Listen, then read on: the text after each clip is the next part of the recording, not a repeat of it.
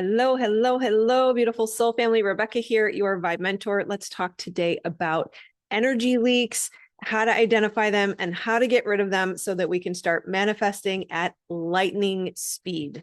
I never really wanted to talk a lot about manifestation or become a wealth coach. It seemed gimmicky to me when I first got started. And yet, over time, as I have stepped into becoming a trauma healer, I come to realize that while my goal is to help people become the highest version of themselves, to unleash their potential, to step into their purpose, to help make the world a better place, at the end of the day, you can't do that without understanding that you are a manifestation mechanism. And so it's not gimmicky. We are creators. We were made in the likeness of our creator. And so if we're going to step into our full power and authority over our lives and our ability to make the world a better place, we have to understand how to operate this vessel or instrument that is an instrument of creation. As I healed and transformed and started to level up, to call in more wealth, more abundance, more freedom, more love, more connection in my life, I quickly realized that it very much is in line with and connected to my ability to manifest and create. We are actually manifesting and creating all the time, whether we realize it or not. And if you are not aware or conscious of what you are doing, that means you are creating on autopilot, likely more of the same, which would explain why we have toxic patterns, or we end up dating the same type of person and get divorced 3 times, or whatever your toxic cycle may be. So if we're going to stop recreating more pain and suffering in our lives,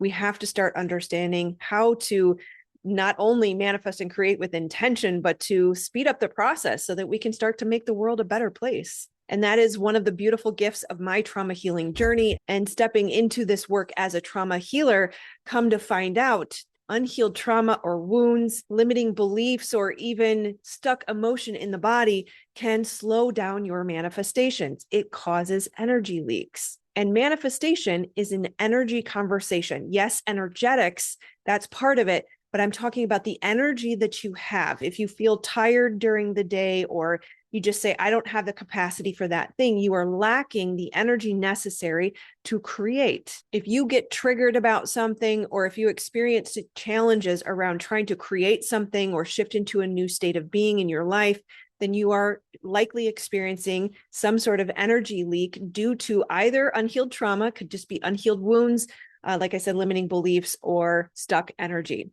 The point is, all of those things create an energetic tax, and they are a drain on your energy stores in your body. If you've ever found yourself saying, I can't handle anymore, I can't do this, that's too big for me. If you run away from big emotions, if you have coping mechanisms that you like to run to instead of dealing with things that are difficult, those are all indications that you have an energy leak that is affecting your ability to manifest and create. I discovered this when I was exiting a toxic relationship.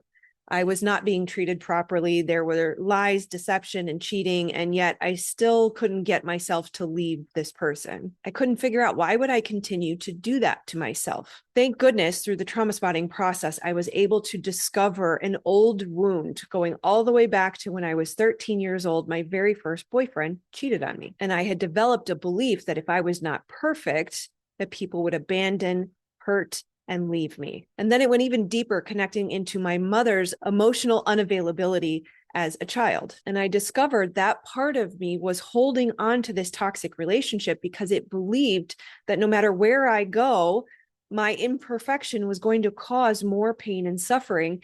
And I just did not have the energetic capacity to be able to tolerate more pain and suffering. This is how you know you're working with these inner child parts or these subconscious parts, because it doesn't really seem logical. Why would staying in a toxic relationship conserve energy?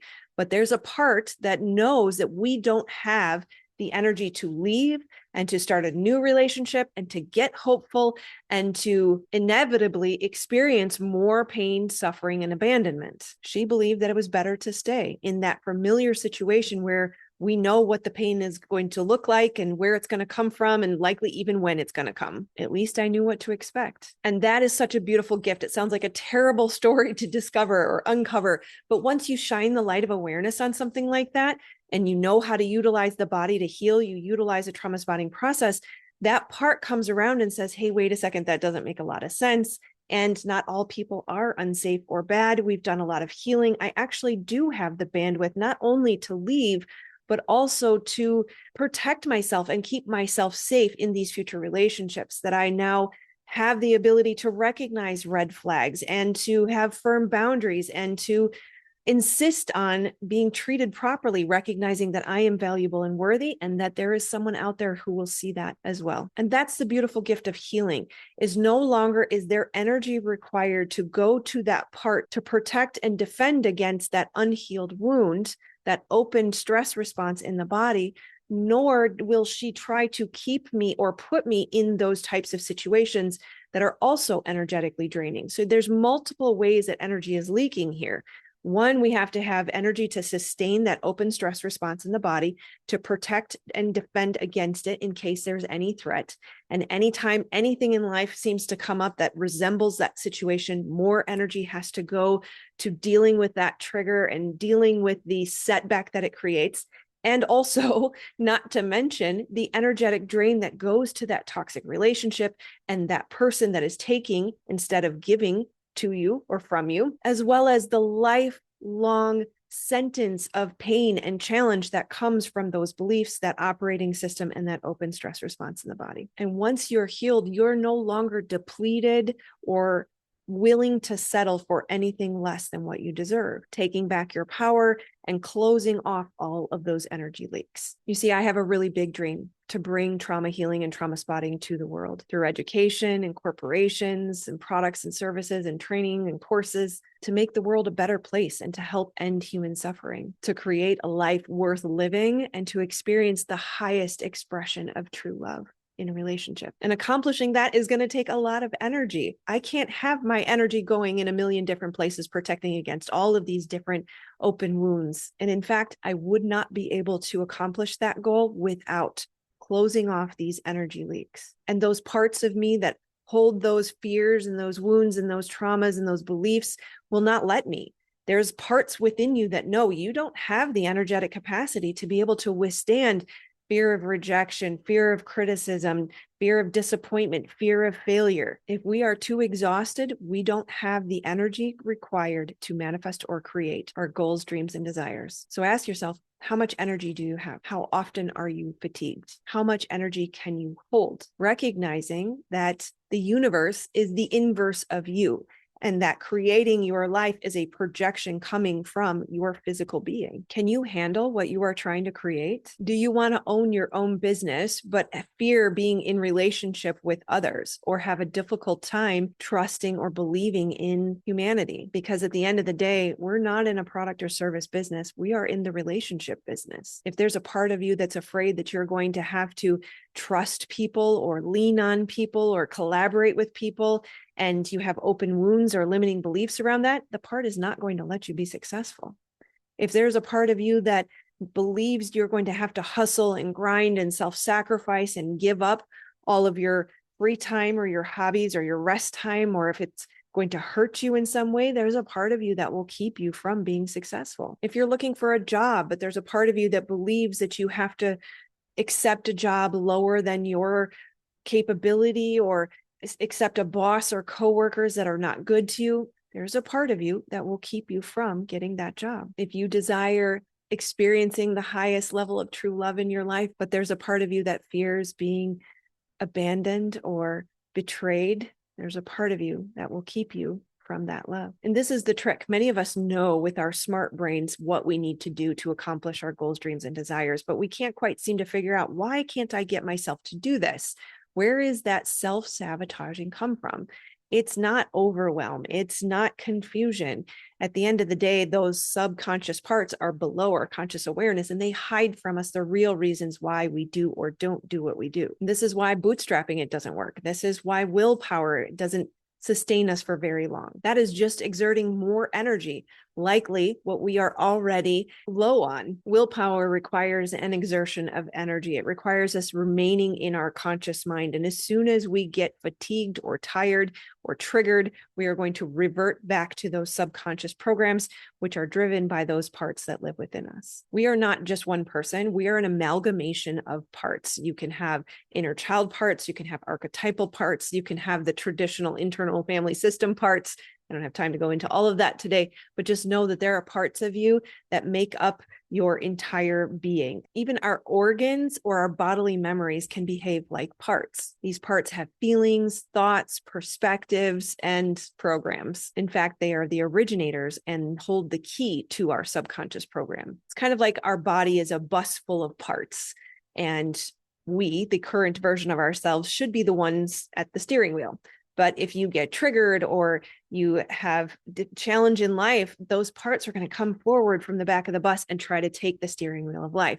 This is why we can kind of feel like we have reverted back to our 5-year-old self when we go home to see mom. And when we do get triggered and that part has taken the steering wheel from us, they are operating on their program and we are no longer consciously in control. The more powerful and experienced that part went through, the more amplified the emotion, the more power that subconscious program has over us. And oftentimes that also means the deeper it goes, meaning harder to find and requiring larger amounts of energy to manage and keep hidden and protect and defend against. And when we have multiple different parts holding on to multiple different traumas, trying to protect and defend, our energy is going in multiple different directions. And we have many energy leaks, meaning we have little to no capacity to be able to harness our energy and focus on what we are trying to create. Oftentimes it looks like self-sabotage, procrastination, overwhelm, working too hard, working too much, taking on too much, perfectionism, control, all the common trauma responses. And it almost always comes with fatigue, because this is not sustainable. And those triggers and wounds are calling for our attention to help us heal. So we need to call back all of our energy, close off all of these energy leaks, and refocus our energy in one direction towards our goals, dreams, and desires. We want to be a powerful laser, not a diffuse light bulb. So very, very quickly, I will run through the 9 steps for trauma spotting, but just know this is not a quick process. And if you have big energy leaks, big triggers, big challenges, big blocks in your life, you should not try to do it alone. We are made for love and connection.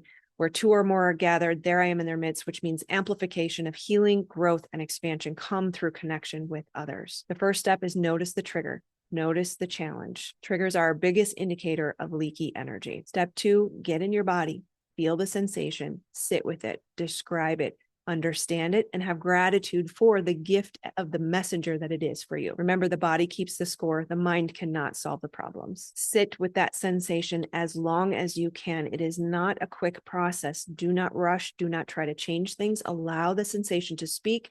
Ask your mind to be quiet and just listen to the body. Notice what part is showing up for you. How old are they? And even if you don't get an age or a stage or a memory that comes with that sensation, listen to it anyways. It's still doing its job. Once you find that part, keep coming back to the body. Let that part present. Maybe it's a 5-year-old, a 7-year-old. Maybe they bring you a memory. Get to know them. Let them lead. Let them show you and talk to you. Don't talk at them. Start to recognize, what belief do they hold? What did they decide about themselves, other people, or the way they move through life? And ask them, is that belief ultimately true and ultimately helping you? Then after a time of processing, maybe consider a new, more resourceful belief and allow them as much time as they need to move on that spectrum towards the new belief. Keep coming back to the body. Stay with the sensation in your body until it dissipates, and not a moment sooner. Remember to take your time. It can take at least 30 minutes to move through big stuck emotion. Remember, the divine is in the body. Your body is designed to heal. Your body is the temple. Allow it to lead. You don't need to think your way through this process. And that's how you close your energy leaks. And it's not just about regaining your energy or manifesting at lightning speed. It is also about connecting with the divine in the body, receiving that divine guidance, allowing the life force energy to bring creative ideas to you and through you. This is how we become the limitless creators we were made to be. No more waiting, no more feeling stuck. No more feeling trapped in the prison of our life. Only true freedom from here on out. And if you have any questions, of course, I am here for you. Come join us in the More Than Enough Mastermind. You can lead yourself through the process, or I'd be happy to help you one-on-one. Remember, loving connection in the highest state of the nervous system and asking for help is the greatest sign of strength. Connection is a requirement for expansion. I'm sending you love, my friends. Namaste.